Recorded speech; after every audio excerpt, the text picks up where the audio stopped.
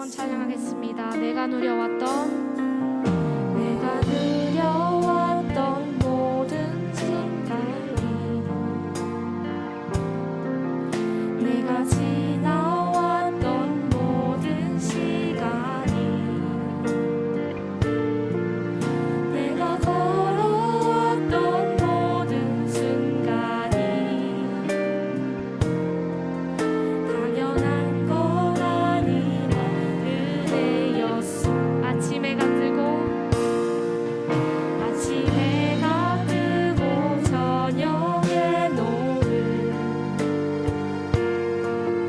봄의 꽃향기와 가을의 열매 변하는 계절의 모든 순간이 당연한 건 아니라 모든 것이 은혜 모든 것이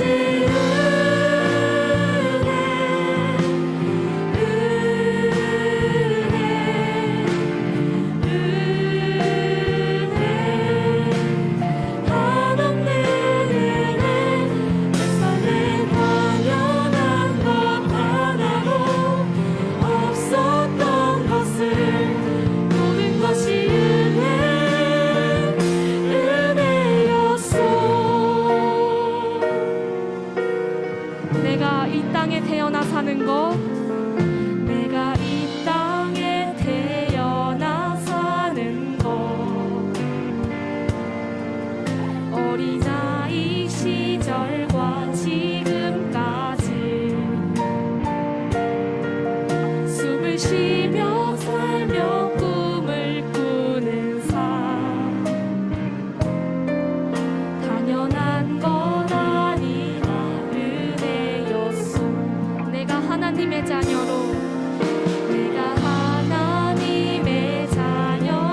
살며 오늘 찬양하고 예배하는 삶 복음을 전할 수 있는 축복이 당연한 건 아니라 은혜였소. 모든 것이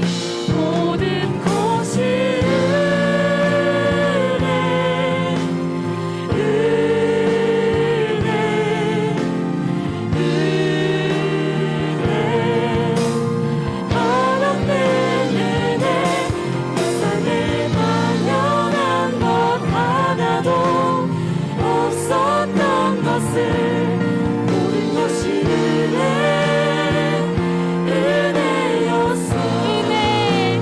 모든 것이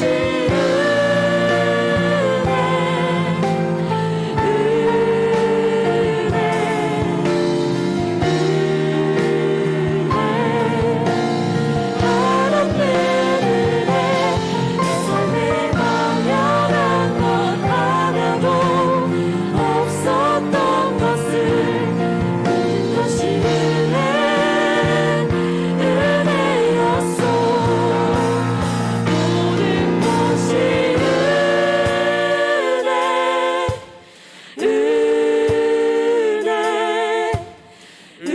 모든 것이 한없는 은혜 내 삶에 당연한 것 하나도 없었던 것을 모든 것이 은혜였소. 모든 것이 은혜였소. 모든 것이 은혜였소. 그렇습니다. 모든 것은 당연한 것이 아니라 주님의 은혜입니다. 아멘. 함께 기도하겠습니다. 사랑해 주님 감사합니다. 오늘도 우리를 이 자리 가운데로 부르시고 주님 앞에 예배 드릴 수 있도록 인도해 주시니 감사드립니다. 오늘 이 예배를 드릴 때에 우리 친구들의 마음과 정성이 하나님 앞에 올려드릴 수 있는 귀한 예배 될 수 있도록 인도하시고 또 예배를 통하여서 우리 하나님의 한량없이 은혜가 또 그 사랑이 경험되어지는 귀한 예배 될 수 있도록 인도하여 주시옵소서. 특별히 오늘 말씀 전해주시는 정재혁 전도사님, 그 입술 가운데 하나님의 성령의 능력을 더해 주셔서 선포되어진 말씀이 우리로 하여금 도전받게 하시고 결단하게 하시고 하나님 능력을 힘입어 이 세상 가운데 빛과 소금의 역할 감당해 나갈 수 있는 복된 말씀 되어질 수 있도록 축복하여 주시옵소서. 예배 모든 시종일관을 주 앞에 의탁드리고 예수님의 이름으로 기도드립니다. 아멘. 오늘 우리에게 주신 하나님의 말씀은 누가복음 19장 1절에서 10절까지의 말씀입니다. 함께 봉독하도록 하겠습니다. 예수께서 여리고로 들어가 지나가시더라. 삭개오라 이름하는 자가 있으니 세리장이요 또한 부자라. 그가 예수께서 어떠한 사람인가 하여 보고자 하되 키가 작고 사람이 많아 할 수 없어 앞으로 달려가서 보기 위하여 돌 무화과 나무에 올라가니 이는 예수께서 그리로 지나가시게 되미로라. 예수께서 그곳에 이르사 쳐다보시고 이르시되 삭개오야 속히 내려오라. 내가 오늘 내 집에 유하여야 하겠다 하시니 급히 내려와 즐거워하며 영접하거늘 뭇 사람이 보고 수군거려 이르되 저가 죄인의 집에 유하러 들어갔도다 하더라. 삭개오가 서서 주께 여짜오되 주여 보시옵소서. 내 소유의 절반을 가난한 자들에게 주겠사오며 만일 누구의 것을 속여 빼앗은 일이 있으면 내 갑절이나 갚겠나이다. 예수께서 이르시되 오늘 구원이 이 집에 이르렀으니 이 사람도 아브라함의 자손이미로다. 인자가 온 것은 잃어버린 자를 찾아 구원하려 함이니라. 아멘. 이것은 하나님의 말씀입니다. 팀스, 잘 오셨습니다. 영상으로 예배드리는 모든 주안의 청소년 친구들을 주님의 이름으로 축복합니다. 오늘 본문은 누가복음 15장부터 봐야지 좀 더 잘 들어올 거예요. 15장에는 잃어버린 자, 잃어버린 양에 대해서 나옵니다. 즉, 누가복음의 주제이기도 한 예수님께서 이 땅에 오신 목적이 바로 잃어버린 자들을 위함이다라는 것이 삭개오 이야기를 통해 끝맺게 되는 건데요. 여러분들은 삭개오 하면 뭐가 떠오르시나요? 뽕나무, 키가 작은, 세리장, 부자 등등이 있겠죠. 그리고 죄인으로 생각을 많이 합니다. 왜냐하면 당시 유대 사회에서 세리는 죄인 취급을 당하였는데요. 이스라엘을 지배하던 로마의 앞잡이가 되어 동족에게서 책임을 거두어 이방인에게 바치는 일을 하였기 때문입니다. 놀랍게도 삭개오의 이름의 뜻이 무엇인지 여러분 아시나요? 청결하다, 의로운 자다 라는 뜻입니다. 솔직히 삭개오는 외톨이가 될 만한 사람이었어요. 뽕나무 위에 삭개오, 쉽게 말해서 그 당시 세리장은 과거 일본이 우리나라를 침공하고 지배하였을 때 일본 정권에 기대어 권력을 얻은 그런 직업을 의미하는 느낌이 있었죠. 친일파 같은 느낌이 있었어요. 삭개오는 세금을 거두는 세리장이었기 때문에 그 당시 세리들은 이미지가 안 좋았고요. 세금을 넘어서서 그 이상을 빼앗기까지 해서 원성을 많이 샀습니다. 7절을 보시면 사람들이 수근수근거리며 말하기를 죄인의 집에 예수가 유하러 들어갔도다 라고 말합니다. 누가 삭개오를 죄인이라고 말하고 있나요? 이유 어떻든 삭개오가 배척당하고 그렇게 괴롭고 그럴 때 주님께서 찾아오시는데요. 그때 죄인이라고 삭개오를 불렀던 사람들은 그 일반 사회에 살고 있는 사람들이었죠. 사회적 통념에 따른 것이에요. 세상이 변하는 그런 시대 상황 속에서 삭개오는 심지어 남의 것을 빼앗지 않았다 할지라도 그 직업이 갖고 있는 고정관념으로 인해서 죄인으로 정죄받고 있었다라는 거예요. 그 당시에 로마는 그 그리스 헬레니즘의 문화에 이제 영향을 받고 있었습니다. 그 당시 헬레니즘 문화 속에서 쿨람 공동체와 바리새인들이 있었어요. 그들은 따로 떨어져 나와서 조금 더 정결하게 살아보겠다라고 이렇게 했었는데 시작은 좋았으나 그것이 자신의 의가 되어서 바리새인들이 어떻게 했어요? 옆에 있는 사마리아 사람들을 정죄하고 저 사람은 죄인이고 나는 의인입니다. 하나님 나의 기도를 받아주세요. 이렇게 사람들을 정죄하는 것에 초점이 맞춰져 있었잖아요. 하지만 예수님은 그렇지 않았죠. 여러분 8절을 보면 이런 표현이 나와요. 주게 싸우며 내 배를 갚겠나이다. 앞으로 미래에 하겠다라는 것처럼 보이죠. 그러나 헬라어 원문에는 습관적 현재 시제, 과거로부터 지금까지 동일하게 행동하고 있음을 나타냄으로 나와 있습니다. 무슨 말이냐면 삭개오는 비록 사람들이 죄인으로 정죄받던 세리장으로 살아갔지만 어디선가 그 사이에 복음을 듣고 나름대로 하나님의 방법대로 살아왔다는 거예요. 소유의 절반을 가난한 자에게 나눠주며 살아왔고 소교 빼앗던 것이 복음을 알기 전에 그런 것이 있으면 복음 안 후에는 4배로 돌려줬다는 거예요. 그러나 바리새인과 같은 정죄하는 것에 초점이 맞춰져 있는 자들은 그러한 삭개오의 변화된 모습을 보지 않고 정죄했다는 것이죠. 그렇다면 여기서 질문이 들겠죠. 전도사님 도대체 삭개오가 복음을 들었다는 말이 어디 있습니까? 우리가 봤을 때는 그냥 죄인이 맞고 나쁜 직업을 갖고 있었는데요. 누가복음 3장 12절에 나와 있습니다. 읽어드릴게요. 세리들이 세례를 받고자 하여 와서 이르되 선생이여 우리는 무엇을 하리이까 하매. 아멘. 세리들이 세례를 받았대요. 이 현장에 삭개오가 있었거나 이때 세례받은 세리들에 의해서 삭개오가 복음을 들었거나 둘 중 하나였겠죠. 그렇게 세례 요한의 가르침, 예수님을 예비하는 세례 요한의 가르침을 받은 삭개오, 그렇게 열심히 살아갔던 삭개오는 9절과 3장 8절에서 아브라함의 자손이다라고 칭함을 받습니다. 삭개오는 복음을 받아들이고 비록 직업에서 오는 한계가 있긴 하지만 그리스도인이 되면서 나름대로 열심히 하나님의 뜻대로 살아가 보려고 했는데 주변 시선에서는 그렇게 보지 않았고요. 오히려 죄인으로 정죄당했다라는 것이죠. 그럴 때 삭개오의 마음은 어땠을까요? 차라리 복음을 모르고 비기독교인이면 모르겠는데 교회도 다니고 복음도 알고 예배도 드리고 하나님의 뜻대로 행동도 한다고 나름대로 하는데 사람들의 시선과 고정관념 혹은 스스로의 죄책감 때문에 마음이 무너져 내리는 거예요. 절망과도 같은 그런 상황 속에서 오늘의 본문 바로 예수님께서 여리고로 오신대요. 남으로 올라가지 않을 이유가 있겠습니까? 성경에서 보면요, 굳이 여리고로 가실 이유가 없어요. 그런데 예수님께서는 오직 한 사람 삭개오를 만나기 위해서 그 길로 굳이 가신 거예요.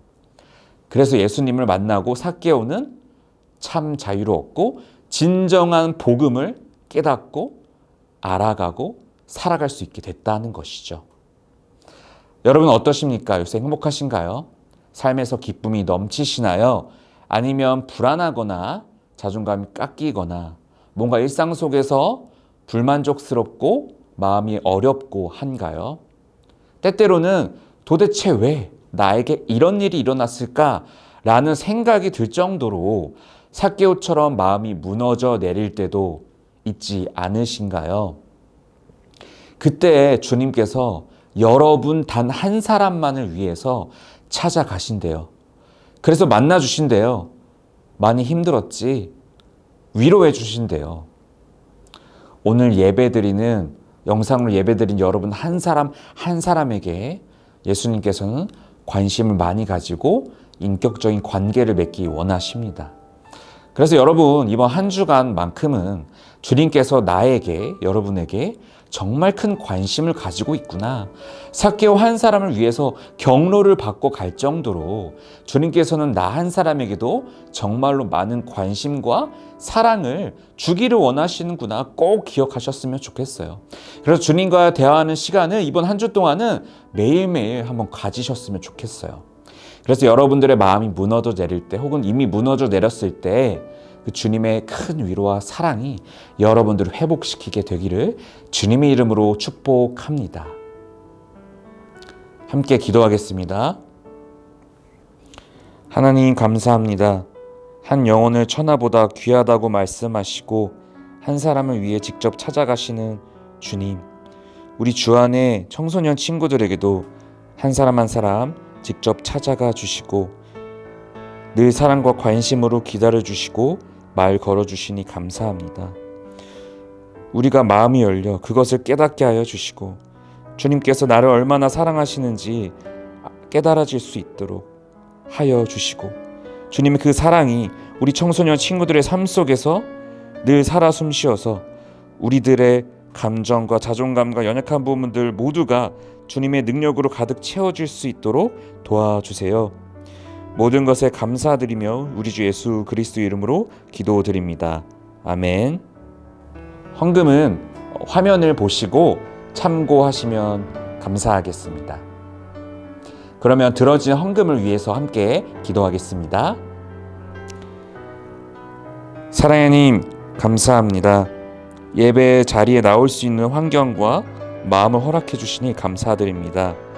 감사하는 마음으로 하나님께서 주신 것들의 일부를 드립니다. 이 헌금을 통하여서 하나님 나라의 확장에 귀히 쓰이게 하여 주세요. 물질과 건강으로 고통받는 친구들과도 함께 해 주세요. 모든 것에 감사드리며 우리 주 예수 그리스도 이름으로 기도드립니다. 아멘. 조은선 목사님의 축도로 오늘의 예배를 마치도록 하겠습니다. 이제는 주 예수 그리스도의 은혜와 하나님의 한량없으신 사랑과 성령님의 임재하심, 교통하심의 역사가 오늘도 우리를 찾아오셔서 위로해 주시고 변화시켜 주실 그 주님을 기대하며 그 주님 만나기로 결단하는 이 자리에 모인 모든 주의 백성들 머리 위에 이제부터 영원히 함께 하옵시기를 간절히 축원하옵나이다. 아멘. 티인스 안녕하세요. 7월 31일 광고입니다. 먼저 선교주일 광고입니다. 청소년 2부의 선교주일이 8월 7일에 있습니다. 한 주간을 거룩히 지키며 선교사님들을 위한 예물을 준비하시기를 간절히 바랍니다. 그리고 두 번째는 수련회 광고입니다. 청소년 3부의 여름 수련회가 8월 5일부터 7일까지 본당 지하 2층에서 있습니다. 8월 5일 금요일 오후 2시부터 수련회가 시작되니 많은 친구들의 참석 부탁드립니다. 그리고 주온세 주와 농가족 새벽 기도회 광고입니다. 우리 8월 한 달을 기도로 시작할 수 있도록 8월 6일 다 함께 모여서 오전 6시에 하나님께 예배를 드립니다. 8월 한 달을 기도로 또 말씀으로 시작할 수 있도록 많은 친구들의 참석 부탁드리며 또 참석하신 뒤에는 간식도 받아가시기를 간절히 바랍니다. 그리고 마지막 광고입니다. 우리는 현재 주한 빌딩에서 예배를 드리고 있는데요. 그 주한 빌딩이 더욱더 예배드리기에 좋은 장소로 탈바꿈되기 위해서 개보수 공사를 할 예정입니다. 우리 청소년 1부와 부평중고등부는 본당 지하 1층 로데몰에서, 그리고 청소년 2부와 3부는 본당 지하 1층 만나울에서 예배를 드리게 될 예정입니다. 우리 친구들이 8월 21일 이후에 교회에 왔을 때 주한 빌딩으로 가는 것이 아니라 본당 지하 1층 만나울과 로데몰로 올 수 있도록 기억해 주시기를 부탁드립니다. 네, 그럼 우리 모든 친구들이 한 주간 승리하고 또 주님과 함께 동행하시기를 간절히 기도하겠습니다. 우리 다음 주에 만나요. 안녕.